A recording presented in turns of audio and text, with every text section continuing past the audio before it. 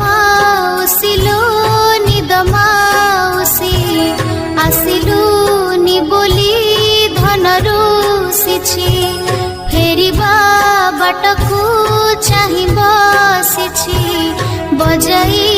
दे तो सुन बइसी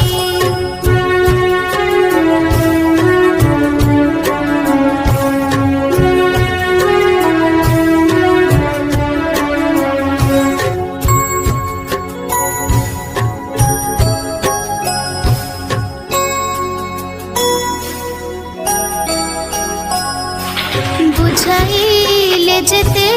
बुझुनी सिए केते कथा मते पचारी जाए सब कथारे मु